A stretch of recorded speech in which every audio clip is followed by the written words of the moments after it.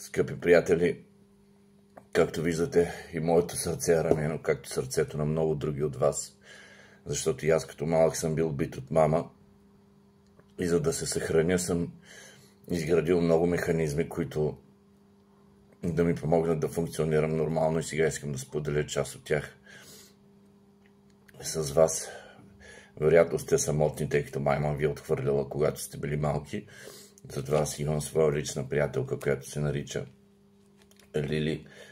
Лили никога не възразява, винаги ми слушва и няма никаква опасност да ме набие. През повечето време я обичам. Втория начин, скъпи приятели, с който да се предпазите от това да не ви нападат други хора, тъй като че сте чувствителни, понеже и майката ви е нападала, е да използвате проста тенджера, която да държите на главата си и така, дори да ви ударят с чук и да ви ударят дори и още един път, вие ще останете абсолютно цели при себе си, защото вътре във вас, скъпи приятели, има нещо, което не могат да докоснат, но просто трябва да ползвате тенджера. Номер 3 е нещо, което се пише в книгите за самопомощ, да правите вакуум, за да дойдат хубавите неща. Това не винаги работи, но нищо не ви коства да пробвате да направите вакуум в сърцето си. Опирате и опитвате да направите вакуум.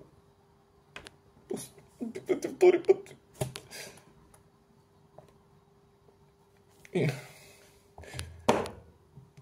И когато нищо не помага, скъпи приятели,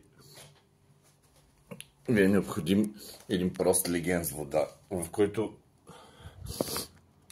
да можете да поемате дълбоко въздух. Важно е да сте сами, никой да не ви пречи. Поемате дълбоко въздух, приятели, и си потапете главата.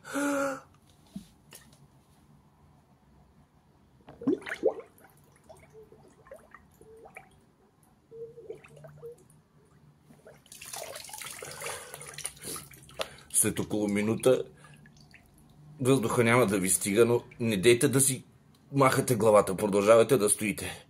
Просто продължавате. След още минута ще видите бяла светлина.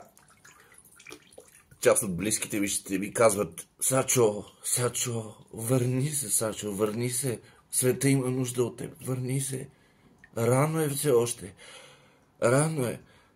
Не се поддавайте на това. Те просто са загрижени за вас и искат вие да се върнете. Продължете още малко. Много ще искате да вдишате и да си изкарате главата, но не го правете. Продължете.